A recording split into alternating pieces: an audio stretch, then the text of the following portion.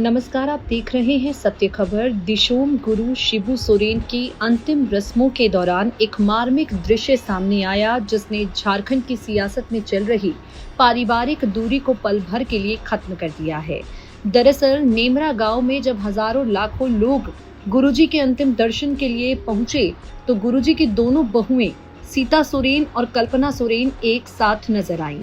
राजनीतिक रूप से एक दूसरे की घोर विरोधी मानी जाने वाली ये दोनों बहुएं ससुर को खोने के बाद कंधे से कंधा मिलाकर एक साथ दिखी। रूपी सोरेन और रूपी सोरेन के दोनों बगल बैठी बहुएं थीं, जो पारंपरिक रीति रिवाज निभा रही थीं।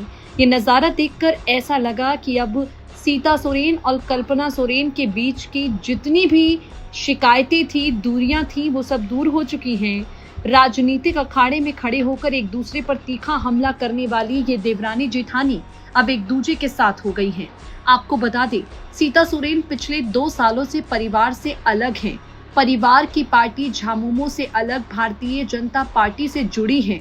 राजनीतिक रंग में रंगी सीता सोरेन अपनी देवरानी कल्पना सोरेन पर कई बार सवाल उठा चुकी हैं, लेकिन आज जब परिवार को इनके साथ की जरूरत है, तो निजी मतभेद और राजनीतिक विरोध भुलाकर ये दोनों परिवार के साथ मजबूती से खड़े रहने का संदेश दे रही हैं। आपको बता दें, विपत्ति की घड़ी में सोरेन परिवार एकजुट होकर खड़ा रहता है, ये आज से पहले सिर्फ सुनने को मिलता था, लेकिन कल्पना सोरेन और सीता सोरेन जिस तरह से एक साथ नजर आई हैं, परिवार की इस मुश्किल घड़ी में एक दूजे का साथ देती नजर आई हैं, उससे साफ मालूम पड़ा है अब सोरेन परिवार एकजुट हो चुका है और अब परिवार के बीच किसी तरह का कोई मनमुटाव नहीं है। हालांकि अब तक सीता सोरेन या कल्पना सोरेन की तरफ से पार्टी में दोबारा एकजुट होकर राजनीति करने पर कोई प्रतिक्रिया नहीं दी गई है।